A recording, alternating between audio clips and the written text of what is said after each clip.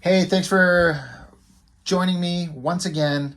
I'm getting back into a thing that I was having a whole bunch of fun doing um, a while ago, and I kind of got lost in all the other books I was reviewing. I was going through my issues of classic X-Men, and I had started out finishing up the Proteus saga, which was some of the first comics I'd ever picked up, definitely some of the first X-Men books I'd ever read, and I got into it right in the middle of the Proteus saga, but I was able to pick up enough to know what was going on. I enjoyed the hell out of them as a kid when we were reading these.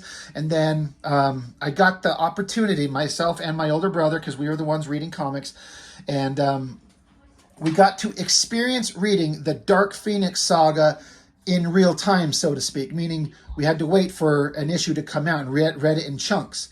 So it's like I didn't know what was going to happen in the next issue. We didn't get the opportunity to just like get a trade collection of the whole thing and read it in one shot. We had to wait by month to read this story. And I got to be honest, as a kid, it's every bit as good as the hype surrounding it has always been. I didn't know anything about it at the time, but as you know, I've gone on in my life, everyone's mostly talks about Claremont's X-Men and the Phoenix Saga being one of the best stories in all of comics. And I have to agree. I'm 100% on board. I believe that is completely true.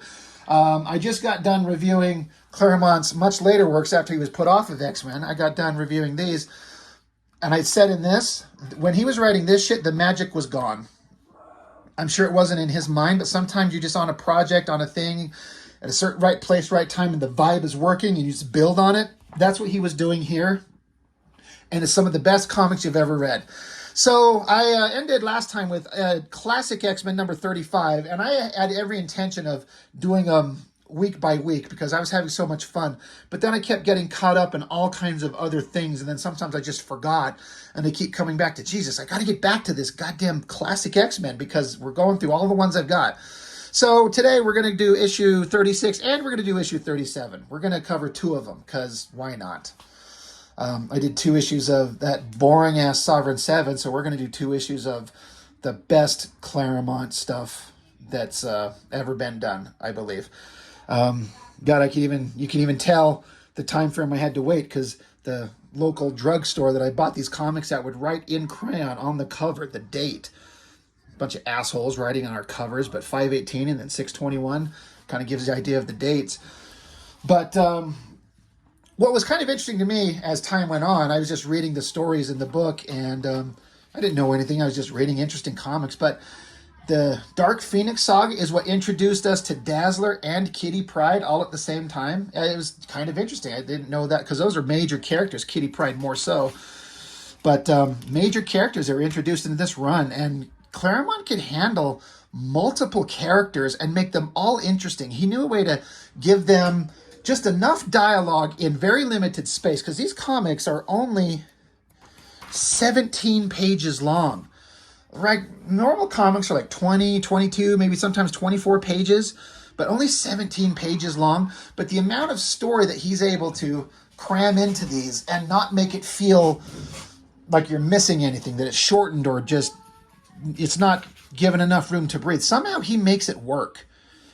So we were introduced to a couple of concepts that were built up to this, where the Hellfire Club was introduced and they attacked several of the X-Men. Some of the X-Men, they discovered there was a new mutant out there. They could sense it. There was two.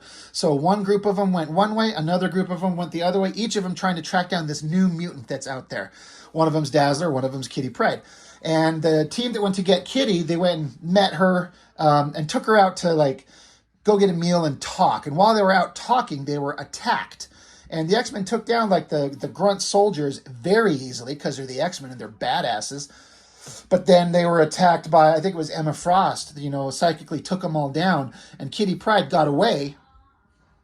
But the X-Men were captured. So now we're cutting back to Nightcrawler, Jean Grey, Cyclops. They're going to check on this other mutant, Dazzler. And I've said it before. I've talked about this a lot. Somehow these comics on this old newsprint, there's something about it that's so good. And I can tell that this old printing method, I'm sure there's tons of minute, beautiful detail in John Byrne's artwork that's just gone. and the originals probably look so amazing. There are some reproductions, like black and white reproductions of these books, and to see that artwork with John Byrne and God, I'm trying to remember, so I have to go to the last page here. Oh no, right here, stupid. Terry Austin on inks. God, sorry. That team of Byrne and Austin, like, the amount of detail that John Byrne was able to put into a monthly comic is beyond belief to me. Kept a consistent schedule. It was beautiful across the board at all times with the most beautiful inks on his work. These might be the most beautiful comics ever made. That's purely subjective, but in my opinion, but also there's something about it being printed on this newsprint that gives it a certain look that just works in a way that some of this glossy nonsense in books like this to me looks terrible. This to me looks amazing. I don't get him. Anyway, another thing, so that just to kind of continue on what we were getting onto in the story, is the X-Men were going to find these other mutants, but at the same time, Jean Grey has been having her mind slowly, subtly manipulated by Mastermind, Jason Weingard, just slowly doing these little things just to push her and confuse her, and she's not telling anybody. Cyclops knows her well enough to know that something's wrong, but she's not being forthcoming. She's not talking. She's like, I'm fine. I'm just tired. It's fine. It's fine. But so you got the Hellfire Club. They're aware that these guys are on the case. They're like, oh, this guy, he's Cyclops. This girl, she's Phoenix. This guy is a little demon creature.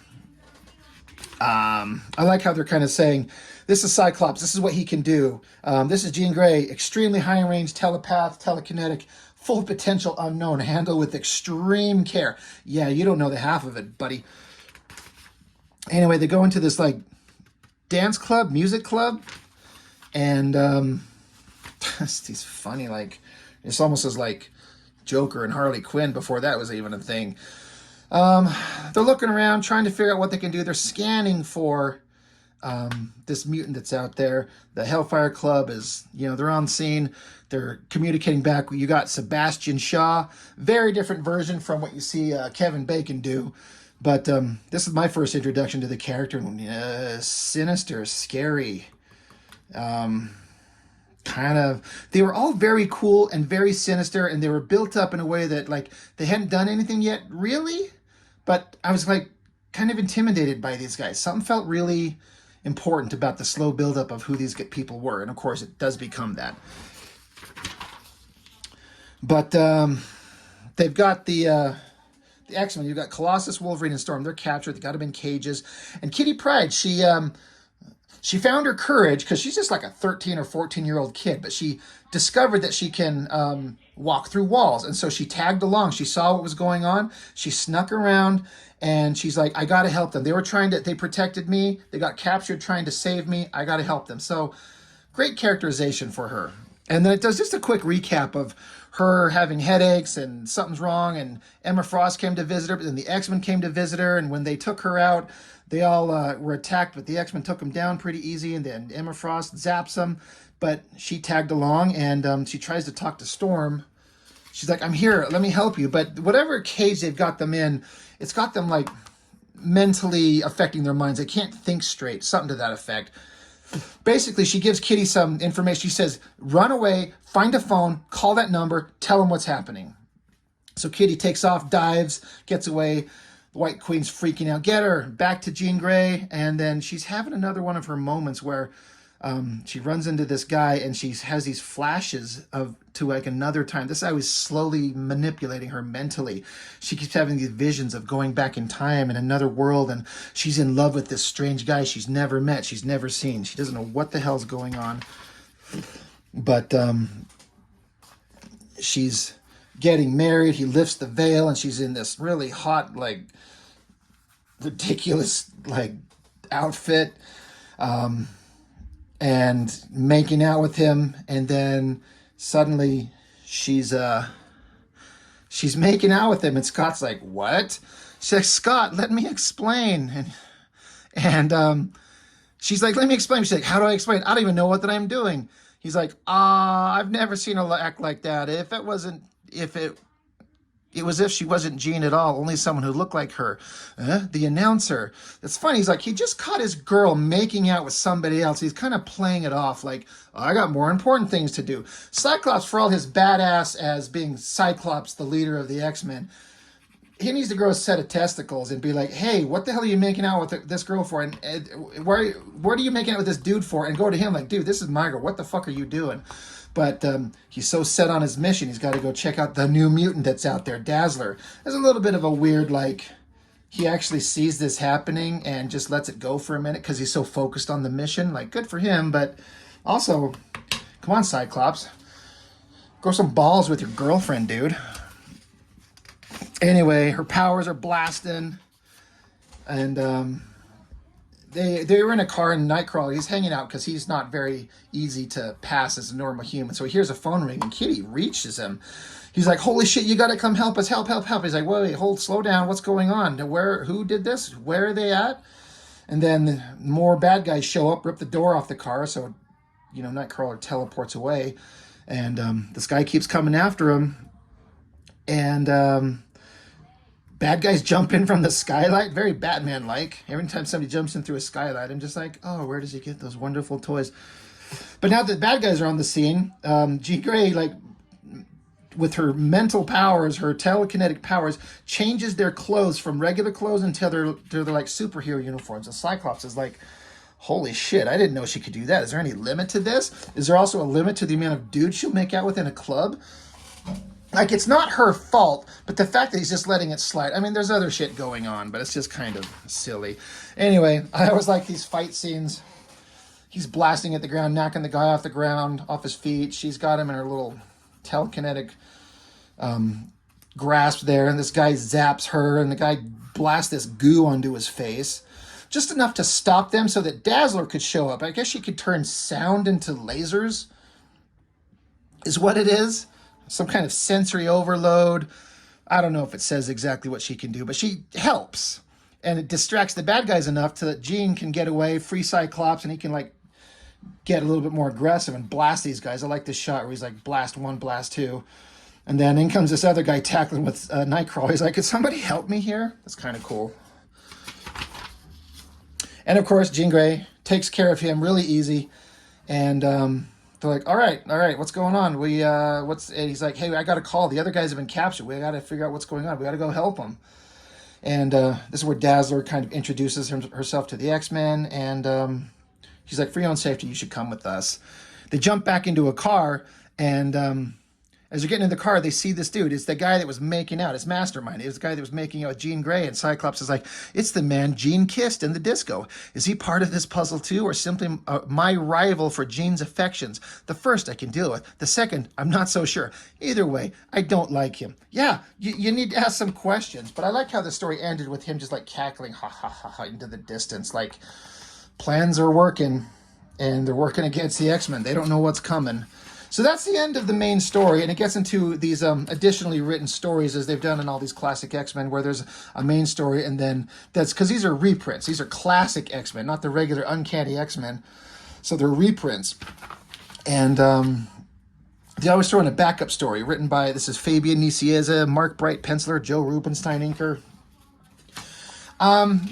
This was basically tagging on to the end of the Proteus saga, because Proteus was one of the most powerful mutants, like reality warping powers. He can make anything into anything. He can turn, straw into glass. He can turn gold into, water.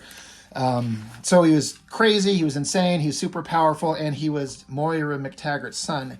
And so the basic gist of this story is that she's wrestling with the idea that she can clone her son and bring him back. I don't know how she could get him mentally back. It's just his body. It's not the same guy. But I guess if you have the option and you're heartbroken with your child being dead and you could bring them back, I guess it's a fair story to dig into that idea. This is like this body she was cloning. This scene here where he's in this sealed container, this robotic arm comes along and slices off a little chunk of the skin and captures it so she could study it, find out if she can make this happen. But then she finds out, yes, I can do it. I can have my son back. But then she has a debate with Banshee about what they should do. Why are they going to do this? She feels terrible about what went wrong. She wants her son back. But basically they figure out, we can't do this. We shouldn't do this. Let's just not. So she agrees. And then she's like, wait, hold on.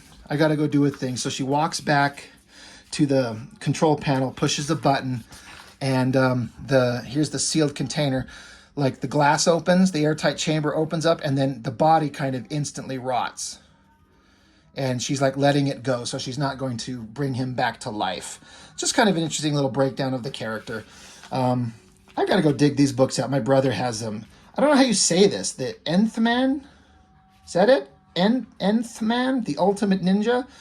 I don't remember if they were any good at all. It looks like it couldn't possibly be, but at the time as a young guy, a badass warrior carrying an AK-47, mowing down bad guys and twirling a ninja sword, blocking bullets, I'm like, fuck yeah.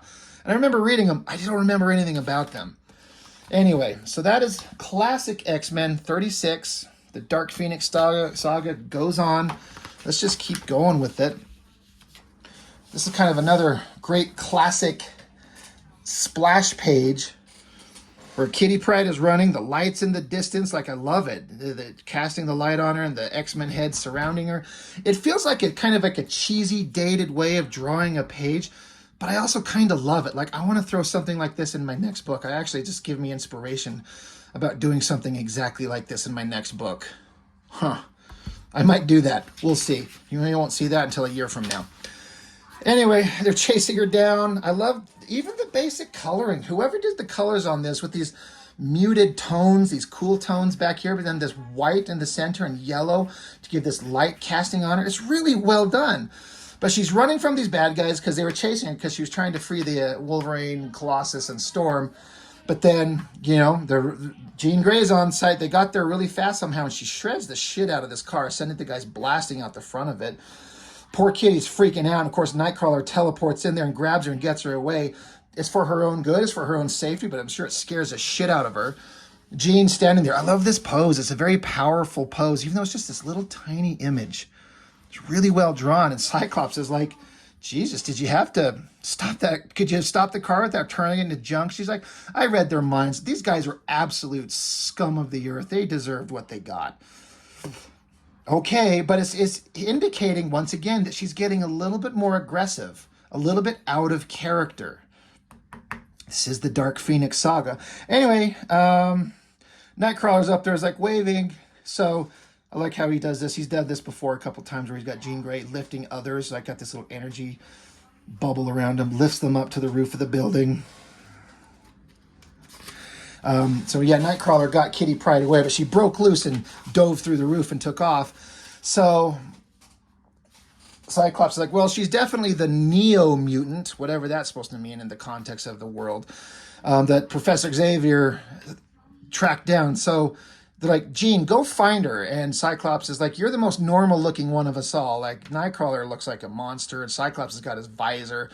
Jean Grey basically looks human, so she changes her clothes again, runs into her, and she's like, hey, I'm part of the X-Men. I'm Jean Grey. You called us. We're here to help you. And Kitty Pryde, I love you get the sense that this poor kid has just been running and is just frazzled. And she just, thank God someone's here to help. Anyway, they get her back onto this. I don't know if that's supposed to be the Blackbird. Doesn't look anything like it. Just some little shuttle they've got. And poor stupid Nightcrawler, he's over here hungry. He's like, I don't think the little Fräulein likes me. It's like, dude, you look like a demon. Like, give her a minute to get to know you. But anyway, she's just kind of telling him what happened. And she's like, Storm gave me your number. I called you, and then I've been running ever since. And so Jean Grey grabs onto one of these bad guys and reads his mind and gets a lot of information about what's going on from him. So having Jean Grey on your team is, at least at first glance, seems to be a really, really awesome thing, because she is one of the most powerful characters in the entire Marvel universe. Jean Grey with the Phoenix power, she could stand toe-to-toe with Hulk and Thor.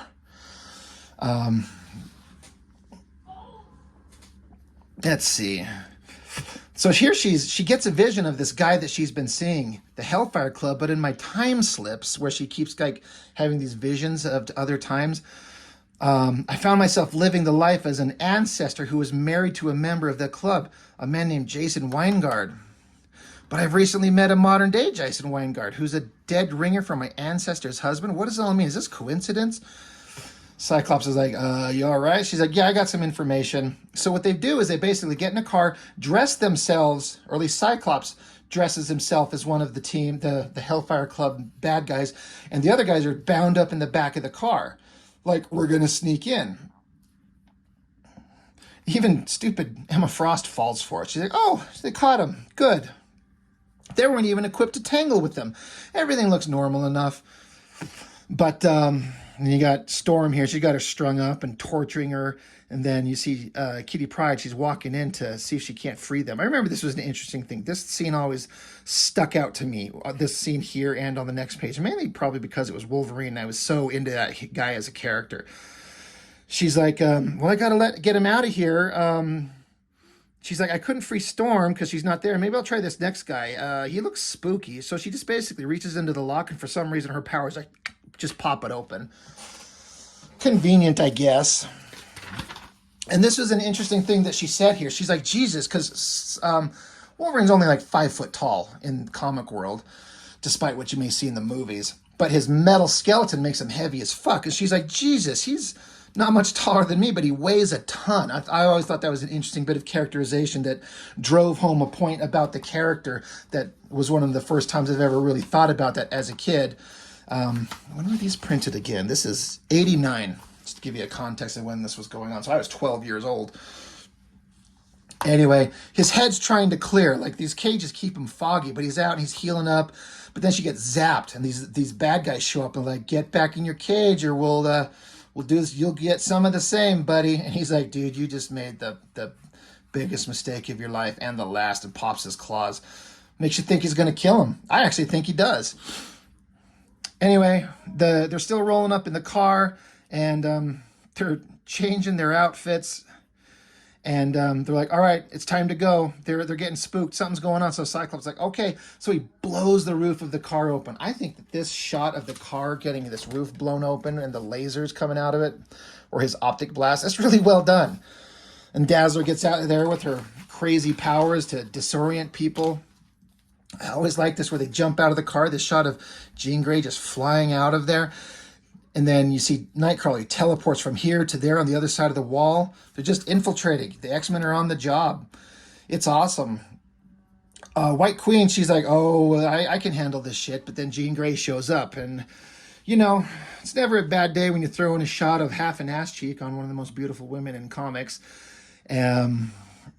She's like, the one and only. She says, you Phoenix, like the one and only. And you're Emma Frost, the Hellfire Club's White Queen. I understand you call yourself something of a telepath. Well, Your Majesty, let's see how good you really are.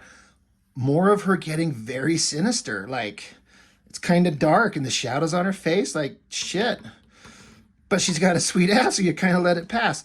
The team fighting, Cyclops blasting at him, and I like this shot where Nightcrawler teleports 1, 2, 3 and punches him, boom, boom, boom, knocks like several guys out at one time.